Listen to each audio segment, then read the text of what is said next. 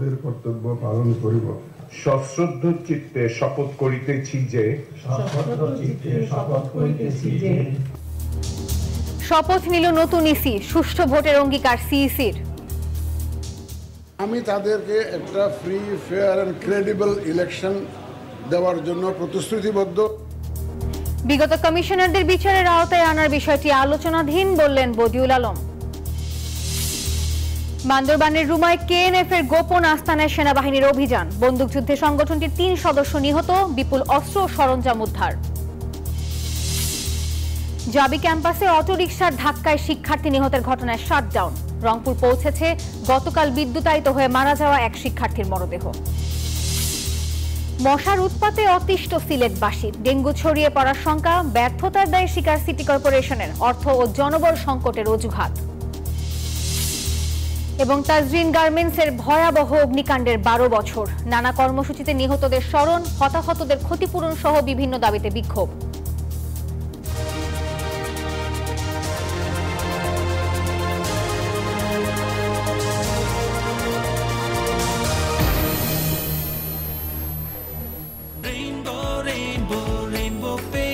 Rainbow Paints, the color of joy.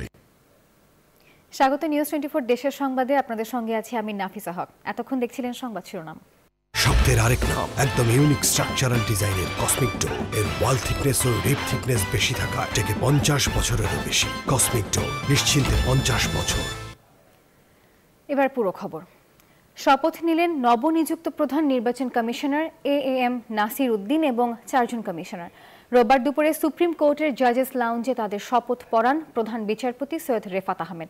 প্রথমে CEC am Nasir উদ্দিনকে শপথ বাক্য পাঠ করান প্রধান বিচারপতি, পরে 4 জন নির্বাচন কমিশনার শপথ নেন। শপথ বাক্যের ফাইলে সিইসি ও নির্বাচন কমিশনাররা স্বাক্ষর করেন।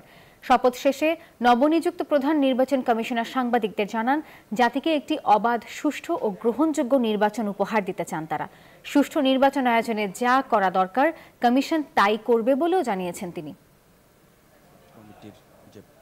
আমি তাদেরকে একটা free, fair and credible election দেওয়ার জন্য প্রতিশ্রুতিবদ্ধ, and I will do my best for that. এবং আমি ইনশাল্লাহ কনফিডেন্ট যে I will be able to deliver. আমার টিম আছে, I have a very efficient team of election commissioners who are around me now. তো ইনশাল্লাহ আমরা সবাই মিলে, আপনাদের সবার সহযোগিতা নিয়ে কিন্তু আমাকে করতে হবে। আমরা একা পারবো না কিন্তু। এই যে আমার ব্যাংক আরএফএল গ্যাস স্টোভ, এর সায়েন্টিফিক নজল আর ব্রাশ বার্নার তাপকে সমানভাবে ছড়িয়ে খরচ বাঁচায় 25%। আরএফএল গ্যাস স্টোভ নিরাপদ ও গ্যাস সাশ্রয়ী। 304 ফুড গ্রেড স্টেইনলেস স্টিলে তৈরি, যা নিশ্চিত করে জংবিহীন সিঙ্কের আজীবন নিশ্চয়তা। আরএফএল কিচেন সিঙ্ক, স্বাস্থ্যকর কিচেনের চিরস্থায়ী সমাধান। বান্দরবানের রুমা উপজেলার গহীন জঙ্গলে কেএনএফ এর গোপন আস্তানায় অভিযান চালিয়েছে সেনাবাহিনী। এ সময় বন্দুকযুদ্ধে সংগঠনটির 3 সদস্য নিহত হয়েছে। আস্তানা থেকে উদ্ধার করা হয় বিপুল অস্ত্র ও সরঞ্জাম। দুপুরে আইএসপিআর জানায়, কেএনএফ এর আস্তানার গোপন খবর পেয়ে অভিযানে নামে সেনাবাহিনী। এ সময় সেনাবাহিনীকে লক্ষ্য করে গুলি ছুড়লে তারাও আত্মরক্ষার্থে পাল্টা গুলি চালায়। পরে 3 কেএনএফ সন্ত্রাসীর লাশ উদ্ধার করে সেনাবাহিনী।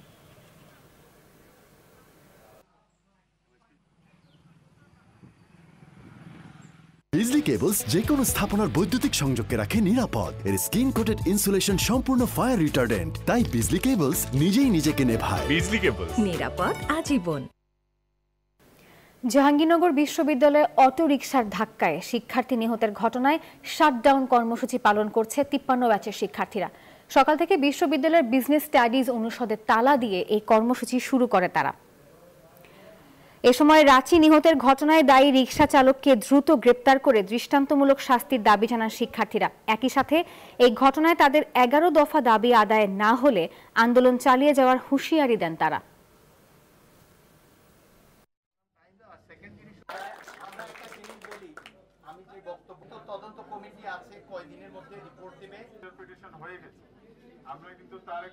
এলো instant milk powder happy cow, যেমন সাশ্রয়ী তেমনি পুষ্টিগুণে ভরপুর। আর এটা নিউজিল্যান্ডের গরুর দুধ। হ্যাপি কাউ, গরুর দুধের স্বাদ সবাই পাক।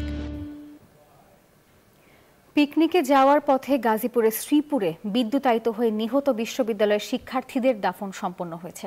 রোববার বাদজোহর রংপুরের জুম্মাপাড়া কবরস্থানে মাহিনের দাফন সম্পন্ন হয়। এর আগে জুম্মাপাড়া বড় মাদ্রাসা মাঠে তার নামাজে জানাজা সম্পন্ন হয়। অন্যদিকে নিহত আরেক শিক্ষার্থী জুবায়ের রহমান সাকিবকে তার গ্রামের বাড়ি রাজশাহীর মুরারিপুরে সমাহিত করা হয়েছে।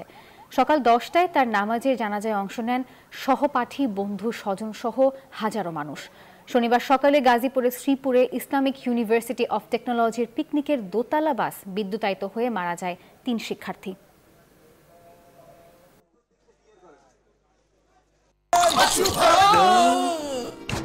আমি এই চেয়ারে বসবো না। বাচ্চু ভাই, এই চেয়ারকে ভয় পেও না। ডেন্টিস্টের পরামর্শে নাও নতুন কোলগেট অ্যাক্টিভ সোল, যা দাঁতের সমস্যা শুরু হওয়া মাত্রই থামিয়ে দেয়। না থাকবে ব্যথা, না থাকবে ভয়। সিরাজগঞ্জের উল্লাপাড়ায় বাস মোটরসাইকেলের মুখোমুখি সংঘর্ষে প্রাণ গেছে 2 মোটরসাইকেল আরোহীর। সকালে ঢাকা পাবনা মহাসড়কের উল্লাপাড়া উপজেলার বোয়ালিয়া এলাকায় এই দুর্ঘটনা ঘটে। পুলিশ জানায়, মোটরসাইকেল নিয়ে 2 আরোহী উল্লাপাড়ার দিকে যাচ্ছিল। এ সময় পাবনা থেকে আসা ঢাকাগামী বাসের মুখোমুখি সংঘর্ষ হয়। এতে ঘটনাস্থলে মোটরসাইকেল চালক ও আরোহী দুজনেই মারা যায়। নিহতদের মরদেহ পরিবারের কাছে হস্তান্তর করা হয়েছে।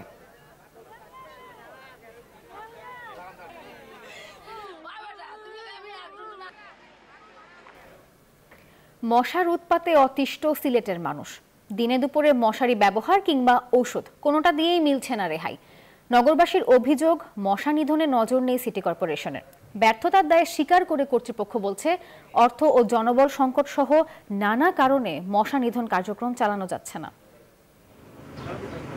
দেশে প্রতিদিনই ডেঙ্গু আক্রান্ত হয়ে মারা যাচ্ছে মানুষ। সিলেটে ডেঙ্গু রোগীর সংখ্যা এত বেশি না হলেও গত কয়েকদিন ধরে আশঙ্কাজনকভাবে বেড়েছে মশার উপদ্রব। ফলে নগরবাসীর মধ্যে নতুন করে দেখা দিয়েছে ডেঙ্গু আতঙ্ক।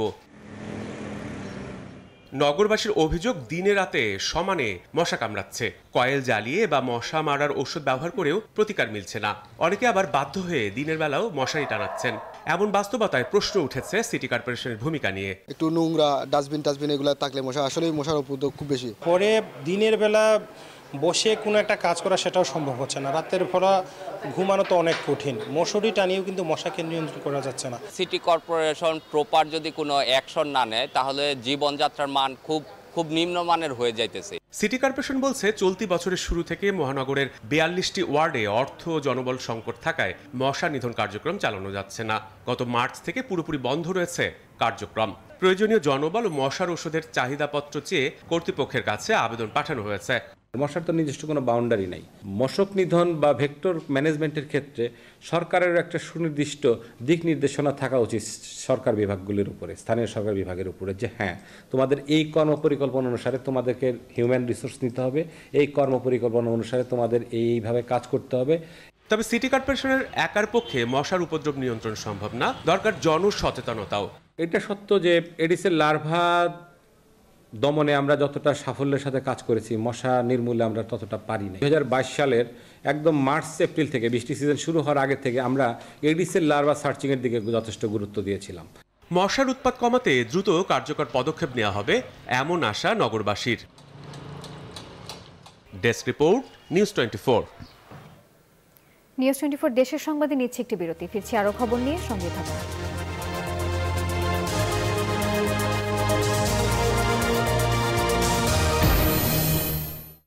নুডলস খান নাই? তাহলে তো নুডলসই খান নাই। উন্নত ফর্মুলা, পরিমাণে বেশি। ডাভে ড্যামেজ রিপেয়ার এখন আরো ইজি। নতুন প্যারাশুট অ্যাডভান্সড আমলা হেয়ার অয়েল। এতে আছে আমলা ও ভিটামিন ই, যা 90% পর্যন্ত চুল পড়া কমায় আর চুলকে করে মজবুত। দাম মাত্র 55 টাকা। আসলে মাত্র 55 টাকা? হ্যাঁ, নতুন প্যারাশুট অ্যাডভান্সড আমলা হেয়ার অয়েল। খেলা দেখার জন্য নাবিদ যখন ওর বন্ধুকে ডাকে, বন্ধু একা আসে না। বড় আয়োজনে প্রয়োজন বড় প্যাক। রুচি চানাচুর 300 গ্রাম ও 500 গ্রামের ফ্যামিলি প্যাক। এক প্যাকে পুরো পরিবার। দারুণ অফার! প্যারাশুট ন্যাচারালি শ্যাম্পু 90 টাকা ছাড়ে মাত্র 140 টাকায়। নিউ সানসিল্ক ব্ল্যাক শাইনে আছে ভিটামিন ই ও আমলা, যা তোমাকে দেয় নজর কাড়া ব্ল্যাক শাইন। নজর কাড়া শাইন চুলের number 1 choice, new Sunsilk black shine. Guys, বাড়িতে মেহমান আসবে। মেহমান? আরে না, বাড়ির সম্মান কোথা থেকে আসে? বাথরুম থেকে। ওয়াও, দারুণ সুবাস। গোদরেজ এয়ার পাওয়ার পকেট এর পাওয়ার জেল টেকনোলজি বাথরুমকে সুগন্ধি ভরিয়ে রাখে পুরো 30 দিন পর্যন্ত। যদি ঘর কথা বলতে পারতো তাহলে গোদরেজ এয়ারই চাইতো। এখন প্যারাশুট অ্যাডভান্সড বেলি ফুল 200 মিলি বোতলের সাথে 30 মিলি এক্সট্রা ফ্রি। নজর কাড়া, সিল্কি ও মজবুত চুলের জন্য প্যারাশুট ন্যাচারাল শ্যাম্পু মাত্র 2 টাকায়। নিউ সানসিল্ক ব্ল্যাক শাইনে আছে ভিটামিন ই ও আমলা, যা তোমাকে দেয় নজর কাড়া ব্ল্যাক শাইন। নজর কাড়া শাইনি চুলের number 1 choice new Sunsilk black shine. Guys, বাড়িতে মেহমান আসবে। মেহমান? আরে না, বাড়ির সম্মান কোথা থেকে আসে? বাথরুম থেকে। ওয়াও, দারুণ সুবাস। গোদরেজ এয়ার পাওয়ার পকেট এর পাওয়ার জেল টেকনোলজি বাথরুমকে সুগন্ধি ভরিয়ে রাখে পুরো 30 দিন পর্যন্ত। যদি ঘর কথা বলতে পারতো তাহলে গোদরেজ এয়ারই চাইতো। প্যারাশুট 500 মিলি বোতলের সাথে এখন 50 মিলি এক্সট্রা ফ্রি। কিনেছেন কি? চলো, আমি রেডি। চাবিটা ওয়াও, এত সিল্কি চুল, সিল্কি চুলে ভালোবাসায়। চলো, parachute advanced aloe vera hair oil এর খাঁটি নারকেল তেল চুলের গভীরে পুষ্টি যোগায়, আর অ্যালোভেরার সিল্কি কন্ডিশনিং চুলকে করে silky silky. Parachute advanced aloe vera hair oil. ফারিনকে দেখে মনে হয় ওর স্কিন সবসময় ফ্ললেস, কিন্তু সত্যি হলো ওর স্কিন সূর্যের তাপে পড়ে যায়, আবার শীতের তীব্রতায় শুষ্ক হয়ে যায়। এখন ভ্যাসলিন হেলদি ব্রাইট হিল করবে ড্যামেজকে, মলিনতা দূর করে ফিরিয়ে আনবে উজ্জ্বলতা। কিছুই আর বাধা হতে পারবে না ওর এগিয়ে যাওয়ার পথে। ফুড পয়জনিং, বাড়িতে তেলাপোকা আছে নাকি? তোমার একটু খেয়াল রাখা উচিত ছিল। আবার আমারে বলে যে আমি ঠিক মতো কাম করি না, কিন্তু আমি তো পাউডার দিয়েছিলাম। পাউডার বা চক লুকিয়ে থাকা তেলাপোকাদের কিচ্ছু করতে পারে না। এই জন্য লাল হিট, যা লুকিয়ে থাকা তেলাপোকাদের মারে আস্তানায় ঢুকে। লাল হিট, লুকালেও বাঁচবে না। ব্যবসা হোক ছোট বড়, বিশ্বাসেই চাবি কাঠি, আর ফেল ডিজিটাল ওয়িং স্কেল আস্থার মাপকাঠি। সঠিক ওজনে বেশি লাভ, আর ব্যবসায় আনে গতি, আর ফেল ডিজিটাল আরএফএল ওয়িং স্কেল আস্থার মাপকাঠি। মা, চুলটা দেখো। নিশ্চয়ই যত্ন নেয়নি।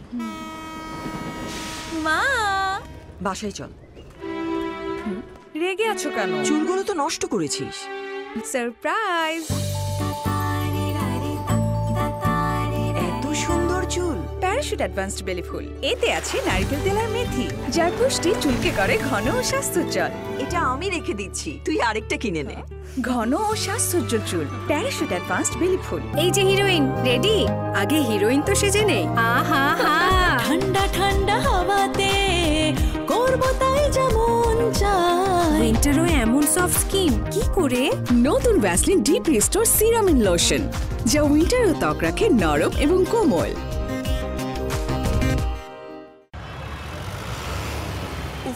কি ধোঁয়া! ভাই, সিএনজিটা একটু সামনে নাও না। দিনে যখন ধোঁয়া থেকে বাঁচাও, তাহলে রাতে ধোঁয়া কেন? তাহলে গুড নাইট লিকুইড মেশিন, এটা মশা তাড়ায়, ধোঁয়া ছাড়ায়। Good night liquid machine. কয়েলের চেয়ে দ্বিগুণ শক্তি নিয়ে নতুন ফর্মুলায় গুড নাইট লিকুইড।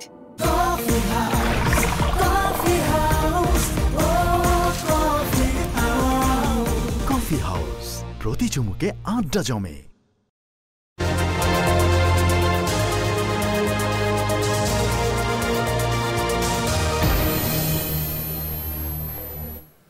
দেশের সংবাদে আরো একবার স্বাগত। নানা কর্মসূচিতে পালিত হচ্ছে তাজরিন গার্মেন্টসের ভয়াবহ অগ্নিকাণ্ডের 12 বছর। দিনটিকে যথাযোগ্য মর্যাদায় স্মরণ করেছে বিভিন্ন সামাজিক ও শ্রমিক সংগঠন। সকালে নিহতের পরিবার ও আহতরা ভবনের তালা ভেঙে ভবনের ভেতরে অবস্থান করে ফুল নিয়ে স্মরণ করেন। এছাড়াও শিল্প পুলিশের পরিচালকের নেতৃত্বে নিহত গার্মেন্টস শ্রমিকদের স্মরণে ফুল দিয়ে শ্রদ্ধা জানানো হয়। এদিকে ঘটনার পর থেকেই শিল্প পুলিশের পক্ষ থেকে কারখানাগুলোতে সর্বোচ্চ নিরাপত্তা জোরদার করা হয়েছে।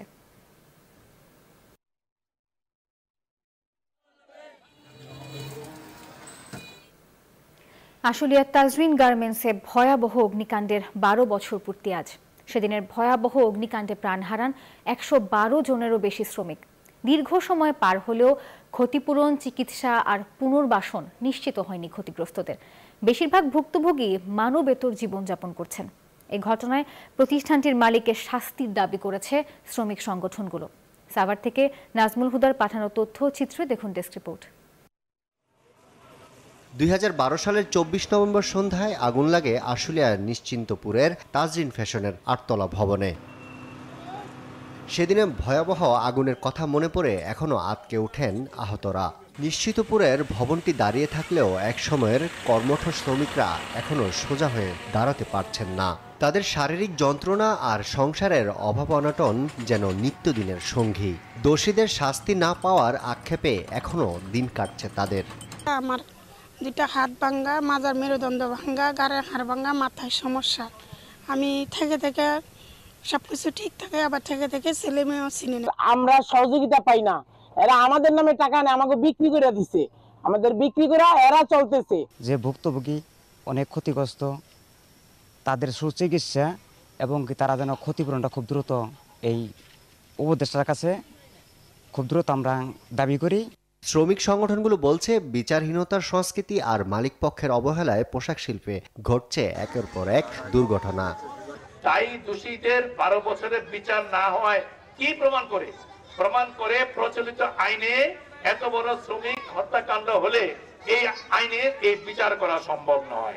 113 জন শ্রমিকদের মৃত্যুবরণ করেছে, তাদের পরিবার পরিজন তারা সম্মানজনক কোনো আর্থিক ক্ষতিপূরণ পায়নি।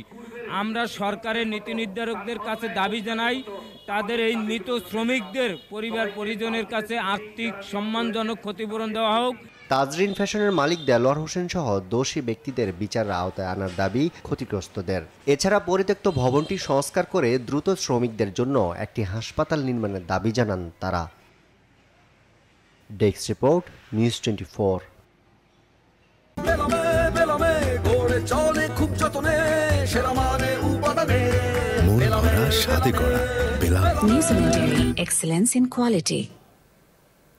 দর্শক, সাংবাদিকদের সাথে নবনিযুক্ত প্রধান নির্বাচন কমিশনারের মতবিনিময় চলছে, আমরা চলে যাচ্ছি সেখানে। নাম চাওয়া হয়েছিল, তারা অনেক নাম নাকি দিয়েছে বিভিন্ন পদের এগেস্টে। ওই নামগুলো থেকে তারা বিভিন্ন দিক বিবেচনা করে বাছাই কমিটি সম্মত হয়েছে, আমাদেরকে বাছাই করেছে আর কি, সেটাই তার বলতে হয়। সুতরাং একটা ট্রান্সপারেন্ট প্রসেসের মাধ্যমে আমরা এসেছি। আপনারা জানেন জাতির একটা ক্রান্তিকাল অতিক্রম করছে। আপনারা তো কেউ এটাকে দ্বিতীয় বিপ্লব বলে থাকেন। এই ক্রান্তিকালে এটা আমি মনে করি এই দায়িত্বটা তো গুরু দায়িত্ব। এই গুরু দায়িত্ব, এই ক্রান্তিকালে এটা দায়িত্ব কিন্তু আরো একটু ভিন্ন মাত্রা যোগ করেছে আমাদের দায়িত্বের মধ্যে। তো আমি আপনাদের রিপোর্টের বেসিসে বিভিন্ন জায়গায় পত্রপত্রিকা দেখে, ওনাদের সিভি দেখার আমার সুযোগ হয়নি তখন, আপনাদের প্রতিবেদনের ভিত্তিতে আমি মোটামুটি ধারণা করে নিয়েছি। দু একজনের কাছে জিজ্ঞেসও করেছি যে কমিশনার যে আমাদের ইনাকে চিনি কিনা, ইনাকে চিনি কিনা, আমি জিজ্ঞেস করেছি। So reports were so good and so convincing, and that gave me immense pleasure and confidence. যে আমার টিম মেম্বারদের সম্পর্কে যখন আমি জানতে পারলাম, and we have a brigadier general with us who was the sword of honor. You understand sword of honor? The first is the sword of honor, our brigadier general. তা আমি এগুলো শোনার পরে আমার বুকটা ভরে গেছে যে না, ঠিক আছে, আমি মোটামুটি সলিড টিম নিয়ে কাজ শুরু করতে পারবো। তা আমরা বসে একটু আলাপ করে সেরেছি, প্রাথমিক আলাপ। তার মধ্যে প্রথম থেকে পরিচয় পর্ব, তারপরে আমরা কিছু আলাপ করে দেখলাম যে কীভাবে সামনের দিকে আগাবো আমরা, এবং আলাপ চারিতার মধ্যে আমি ধারণা করার চেষ্টা করেছি যে ওনাদের কমিটমেন্টের লেভেল না, very high level of commitment তাদের, ওনাদের এই কাজটা করার জন্য যে দায়িত্ব আমাদের উপরে পড়তেছে, আমরা ইনশাল্লাহ সেই দায়িত্ব পালনে সচেষ্ট থাকব। জাতির যে প্রত্যাশা, সে প্রত্যাশা পূরণের জন্য আমাদেরকে আমরা নিয়োজিত রাখবো। এবং আমার সাথে যারা কথা বলেছে, যে সমস্ত প্রেস কথা বলেছে, আমি বারবার বলেছি যে আমার সর্বশক্তি নিয়োজিত করবো এই যে জাতির প্রতি যে একটা ওয়াদা, free fair and credible election উপহার দেওয়া, সেটা অর্জনের জন্য, সেটা ডেলিভার করার জন্য যা করা দরকার আমি ইনশাআল্লাহ তা করব। আমি এটাও বলেছি যে আমার জীবনে আল্লাহর রহমতে এ পর্যন্ত কোনো ব্যর্থতা নাই, কঠিন চ্যালেঞ্জ মোকাবেলা করেছি। বিশেষ করে একটা এক্সাম্পল দিই, জ্বালানি মন্ত্রণালয়ে যখন ট্যাংরাটিলায় ব্লো আউট হলো সুনামগঞ্জে, আপনারা তো জানেন, ব্লো আউট তো জানেন, গ্যাস ফিল্ডে আগুন ধরেছে, ব্লো আউট হলো, তখন অন্য সচিব ছিল জ্বালানি মন্ত্রণালয়ে, মাহমুদুর রহমান সাহেব ছিলেন বিওআইয়ের চেয়ারম্যান, এক্সিকিউটিভ চেয়ারম্যান। তখনকার গভর্নমেন্ট ওনাকে মন্ত্রীকে সরিয়ে দিয়ে ওনাকে উপদেষ্টা হিসেবে নিয়ে আসলেন। উনি বসে বলে যে আমার তো সচিব লাগবে সেরকম মোকাবেলা করার জন্য। I was not even aware, ওই আগুন লাগার 7 দিনের মধ্যে I was transfer to energy ministry. তো আমি দুয়ের জন্য বলছিলাম তখন যে আপনারা কি আমাকে আগুনে ঝাঁপ দিতে বললেন, চারিদিকে আগুন জ্বলছে সিলেটে, এর মধ্যে আমাকে পাঠিয়ে দিলেন জ্বালানি মন্ত্রণালয়ে। জয়েন করার পরে 2-3 দিন পরে বোধহয় আমি সুনামগঞ্জ ট্যাংরাটিলায় গেছি, দেখেছি দাও দাও করে আগুন জ্বলছে, গাছ বাঁশ সব মানুষের ঘর বাড়ি সব পুড়ছে। যেই অফিসটায় বসে আমি আমার অফিসারদের সাথে আমি মিটিং করেছি, আমি চলে আসার পরে পরের দিন ওটা ব্লোন আউট। যেখানে বসে আমি মিটিং করেছি সেই বাড়িটা উড়ে গেছে পরের দিন সকালবেলায়। যদি আমি একদিন পরে যেতাম আমাকে শুধু উড়ে নিয়ে যেত গ্যাসের এই ব্লো আউট থেকে।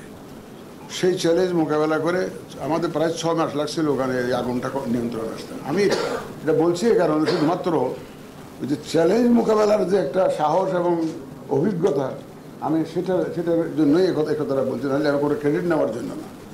এই জন্য অনেক কঠিন কাজ জীবনে করতে হয়েছে, আল্লাহর রহমতে ব্যর্থ হয়ে নেই। এবং আপনারা শুনে থাকবেন $110 $120 দামে তেল আইনে এখানে প্রতি লিটার তেলে 16 টাকা করে লস দিয়ে তেল সাপ্লাই করতে হয়েছে আমার এক সময়। ব্যাংক ফতুর করে ফেলছে এলসি খোলার জন্য, টাকা loss loss loss petroleum corporation.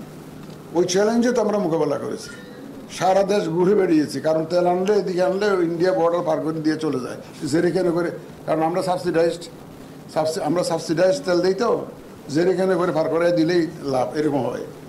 এই সমস্ত এটা উদাহরণ হিসেবে বলছি আর কি, যে চ্যালেঞ্জ মোকাবেলার যে অভিজ্ঞতা সেটা বর্ণনা করার জন্যই আমি এই কথাগুলো বলছি।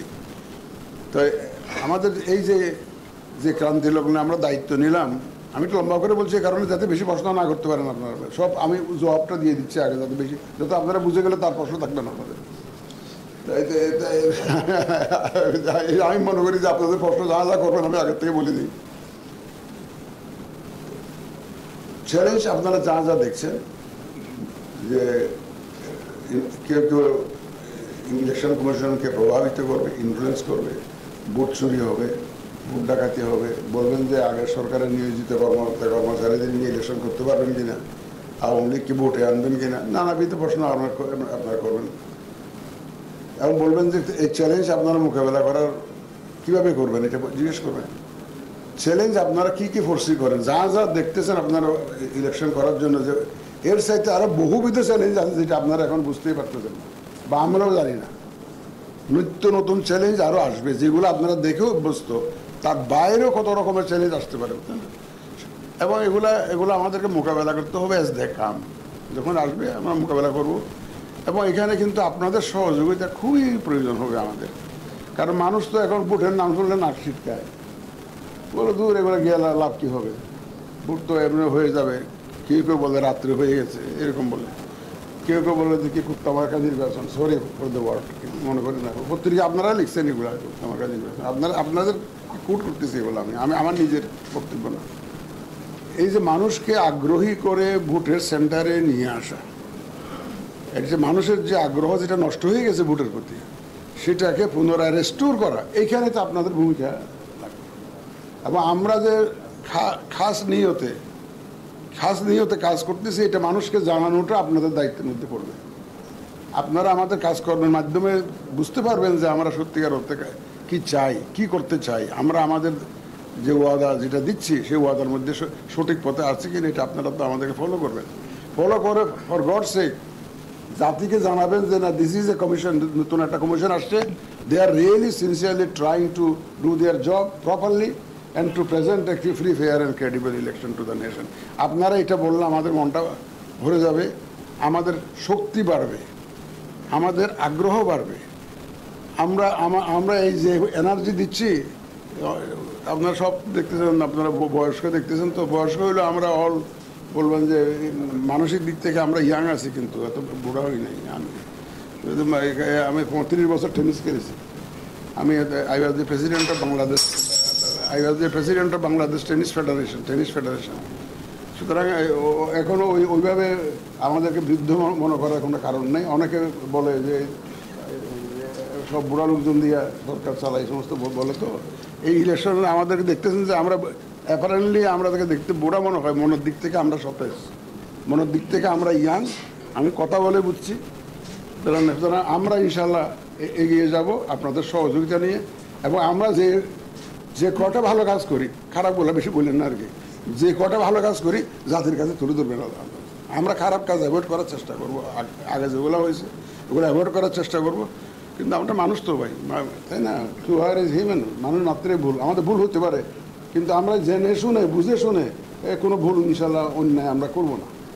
কিন্তু ওই মানুষ হিসাবে যে ল্যাপস সেটুকু আমাদের হয়তো হতে পারে, বিভিন্ন ভুল ত্রুটি হতে পারে, আমাদের ধরিয়ে দেবেন। আমরা will try to correct those mistakes.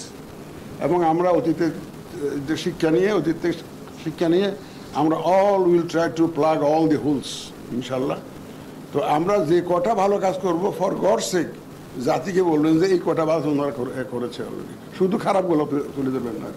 তো এই যে ভালো কাজ করতে তাহলে আমরা উৎসাহিত হব, উইল ফিল এনকারেজড, যে আরও আমাদের আগ্রহ বাড়বে, আমাদের শক্তি বাড়বে। আমরা আপনাদেরকে স্ট্রেংথ হিসাবে গণ্য করি, লায়াবিলিটি হিসাবে না, অ্যাসেট হিসাবে গণ্য করি। You are a part and parcel of the election commission. আপনারা যারা এখানে বিট করেন, আপনারা আমাদেরই অংশ। কিন্তু যদিও বারান্দায় বসে থাকতে হবে বলে অভিযোগ আছে আপনাদের, যে ঢুকতে পারি না, সে অভিযোগ করে বারান্দায় বসেই কিন্তু আপনারা আমাদের অংশ। কারণ আপনারাই তো জাতিকে জানাবেন যে আমরা কী কাজ করতেছি না করতেছি। সুতরাং আপনারা আমাদের ভালো কাজগুলো দয়া করে তুলে ধরবেন, শুধু খারাপ কাজগুলো লিখবেন না। তাইলে আমরা প্রীত হব। আপনাদের যদি কোনো প্রশ্ন থাকে আপনারা করতে পারেন।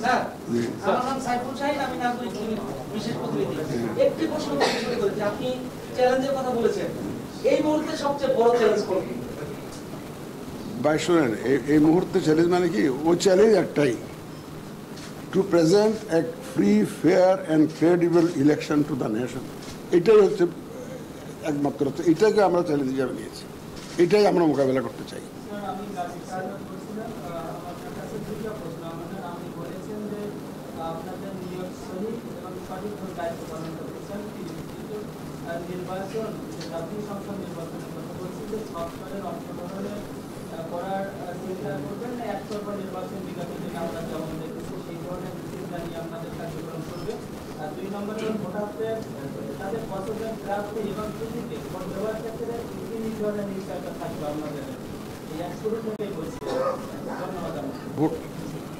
আপনার দ্বিতীয় প্রশ্নটা আমার কাছে পরিষ্কার হয় নাই। আমরা জানি এতদিন ধরে বিগত 3টা নির্বাচনে ভোটাররা তাদের পছন্দের প্রার্থীর প্রতীকে ভোট দিতে পারে না।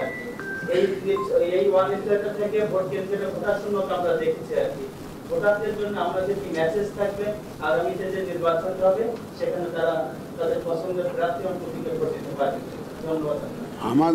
আমাদের সব প্রচেষ্টা নিবেদিত থাকবে একটা পরিবেশ সৃষ্টি করার জন্য, যে পরিবেশে সব ভোটার একদম নিজের ইচ্ছা মোতাবেক তার পছন্দের প্রার্থীকে নির্বিঘ্নে ভোটটা যাতে দিতে পারে, সেরকম একটা পরিবেশ আমরা নিশ্চিত করবো ইনশাআল্লাহ। সেটাই আমাদের ওয়াদা, এবং সেটা করার জন্য যা যা দরকার তা করবো আমরা।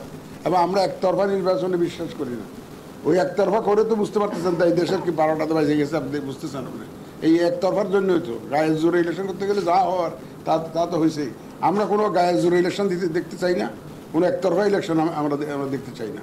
আমরা একটা প্রতিযোগিতামূলক এবং আমরা একটা লেভেল প্লেয়িং ফিল্ড আমরা ক্রিয়েট করে দেবো, যাতে করে সবাই এখানে খেলতে পারে, under the rules of the game যাতে খেলতে পারে, সেই ব্যবস্থা আমরা করবো।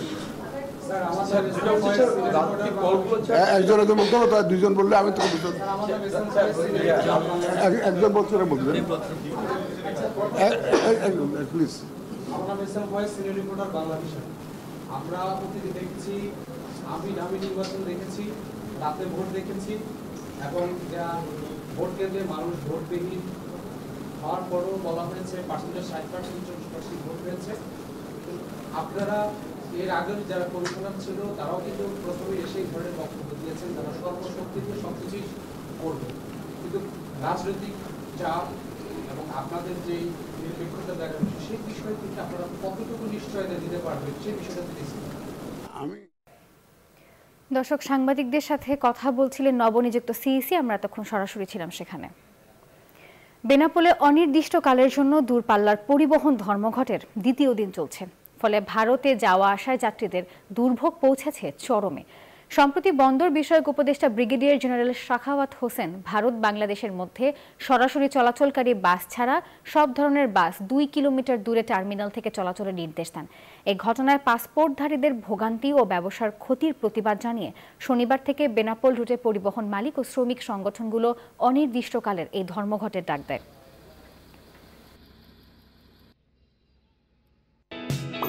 সবই হবে বাসায় বসে। আইডিএলসি আমার ফাইন্যান্সিয়াল পার্টনার বলেই সেভিংস করতে পারছি ডিজিটাল। রাজধানীর সাথে যাতায়াত সহজ করতে জামালপুরে 175 কোটি টাকা ব্যয় নির্মাণ করা হয় ফেরিঘাট। তবে বাংলাদেশ অভ্যন্তরীণ নৌ পরিবহন কর্তৃপক্ষের অপরিকল্পিত ড্রেজিংয়ের কারণে নাব্য সংকটে 2.5 বছরেও চালু করা সম্ভব হয়নি সেই ফেরি। ফলে জীবনের ঝুঁকি নিয়ে ইঞ্জিন চালিত নৌকায় যমুনা পার হচ্ছেন যাত্রীরা। দ্রুত ফেরি চালু করে টার্মিনালটি সচল করার দাবি স্থানীয়দের। আর প্রশাসন এই বিষয়ে বলছে বিষয়টি ঊর্ধ্বতন কর্তৃপক্ষকে জানানো হবে। 1938 সালে যমুনা নদীতে জামালপুরের বাহাদুরবাদ ঘাট থেকে গাইবান্ধার বালাসী ঘাট পর্যন্ত ফেরি চালু করে ব্রিটিশ সরকার। পরে 2001 সালে যমুনা নদীর উপর বঙ্গবন্ধু সেতু চালুর পর এই নৌপথে বন্ধ হয়ে যায় ফেরি চলাচল। বঙ্গবন্ধু সেতুর উপর চাপ কমাতে এবং এই অঞ্চলের মানুষের দীর্ঘদিনের দাবির মুখে আবারও বাহাদুরবাদ বালাসী ঘাটে ফেরি চালুর উদ্যোগ নেয় বিআইডব্লিউটিএ। 2018 সালে নির্মাণ কাজ শুরু হয়ে শেষ হয় 2021 সালের জুনে। তবে অপরিকল্পিত ড্রেজিং এর ফলে 26 কিলোমিটার দীর্ঘ এই নৌপথে 2.5 বছরেও শুরু হয়নি ফেরি চলাচল।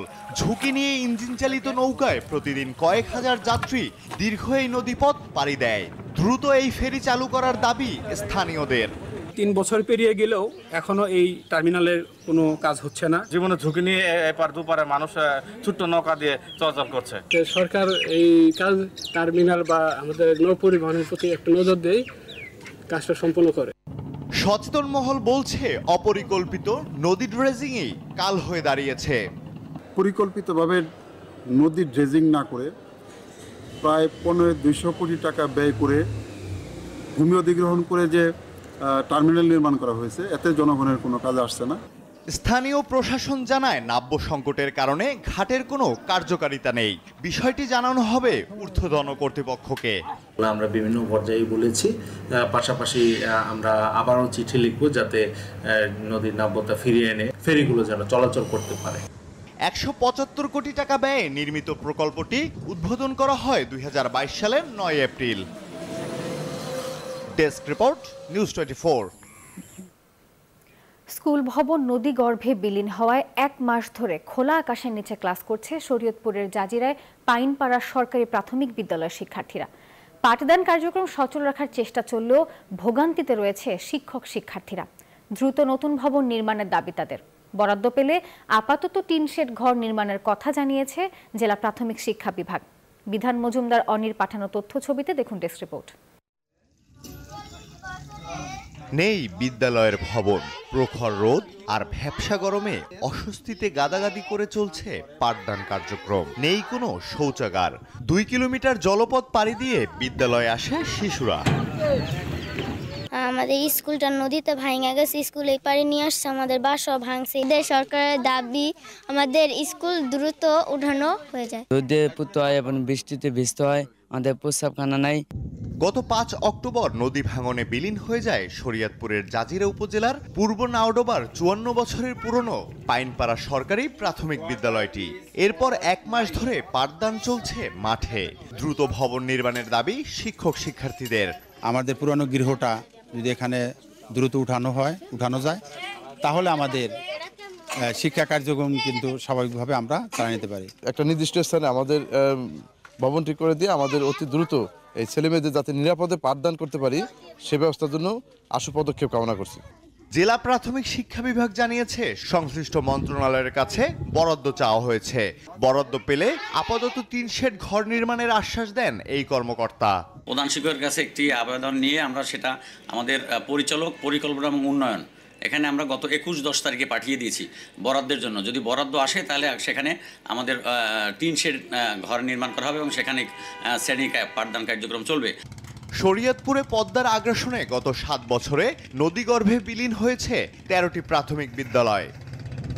Desk report, news 24। দেশের সংবাদে নিচ্ছে আরও একটি বিরতি, সঙ্গে থাকুন।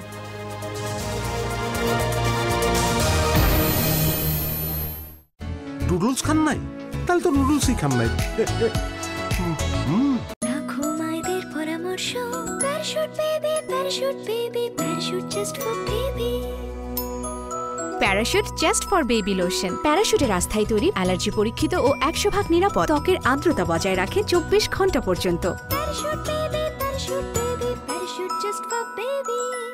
নিউ সানসিল্ক ব্ল্যাক শাইনে আছে ভিটামিন ই ও আমলা, যা তোমাকে দেয় নজর কাড়া ব্ল্যাক শাইন। নজর কাড়া শাইন চুলের number 1 choice, new Sunsilk black shine. বন্ধু নেমে আয় না, 5 মিনিট দাঁড়া, হেয়ার কালার করে নেই। হেয়ার কালার এখন? হ্যালো হ্যালো, তোর 5 মিনিট কখনো 5 মিনিটে? কিন্তু কিভাবে? Godrej expert shampoo hair colour, shampoo করার মতোই সহজ, আর মাত্র 5 মিনিটে সাদা চুল উধাও।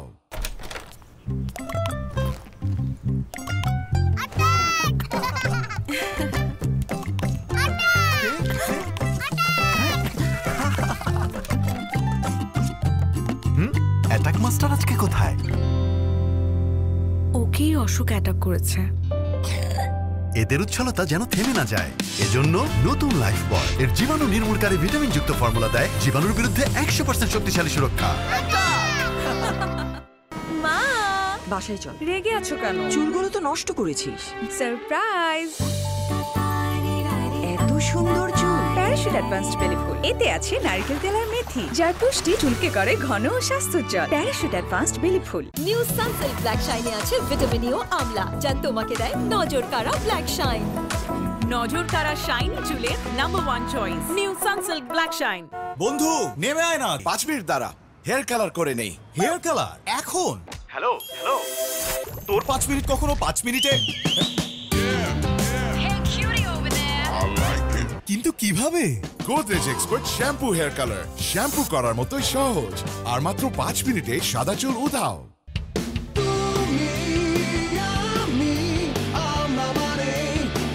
অদম্য সব মানুষের জন্য বাংলা লিংকটি এলো অদম্য অফার। চুলকে রুক্ষ ও দুর্বল করে তোলা কেমিক্যাল পণ্যকে আমার চুল বলেছে না। প্যারাশুট ন্যাচারালি শ্যাম্পুকে আমার চুল বলেছে হ্যাঁ। এটি কোকোনাট মিল্ক প্রোটিন এবং অ্যালোভেরার প্রাকৃতিক গুণ সমৃদ্ধ, দেয় নজর কাড়া সিল্কি ও মজবুত চুল। নতুন প্যারাশুট ন্যাচারালি শ্যাম্পু। গার্লস, চুলে নজর কাড়া ব্ল্যাক শাইন পেতে টিপস। টিপ নাম্বার 4, সূর্য থেকে আড়ালে রাখো। টিপ নাম্বার 3, সময় থাকলে হেয়ার প্যাক বানাও। টিপ নাম্বার 2, দিনে 100 বার চুল আঁচড়াও। এসব বাদ নজর কাড়া শাইনের জন্য নাম্বার 1 টিপ, নিউ সানসিল্ক ব্ল্যাক শাইনে আছে ভিটামিন ই ও আমলা, যা তোমাকে দেয় নজর কাড়া ব্ল্যাক শাইন। ওয়াও, এত শাইনি! নজর কাড়া শাইন চুলের number 1 choice, new Sunsilk black shine. মজবুত ভিত্তিতেই হও সুন্দর তুমি। অন্যকে সফল করার শক্তি আমার মজবুত ভিত্তি। প্যারাশুট অ্যাডভান্সড, মজবুত ভিত্তিতেই সুন্দর তুমি।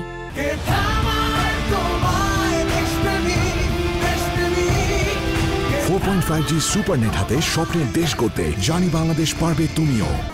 টাইলক্স।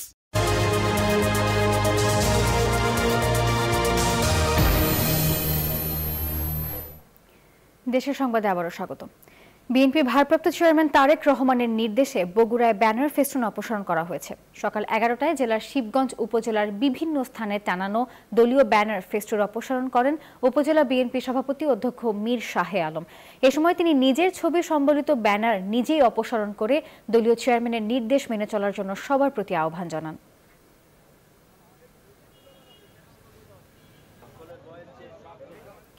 বগুড়ায় 4 আগস্টের ছাত্র জনতার আন্দোলনে নিহত রিপন ফকিরের মরদেহ আদালতের নির্দেশে কবর থেকে উত্তোলন করা হয়েছে। রোববার দুপুরে জেলা সদরের এরুলিয়া বানদিঘি ফকিরপাড়া এলাকা থেকে মরদেহ উত্তোলন করা হয়। পরে শহীদ জিয়া মেডিকেল কলেজ হাসপাতালের মর্গে ময়না তদন্তের জন্য পাঠানো হয়। মৃত্যুর 3 মাস 20 দিন পর কবর থেকে মরদেহ উত্তোলন করা হলো। এদিকে রিপন ফকির হত্যার ঘটনায় শেখ হাসিনা সহ 104 জনের নাম উল্লেখ সহ অজ্ঞাতনামা আরও প্রায় 300 জনকে আসামি করে মামলা করা হয়েছে।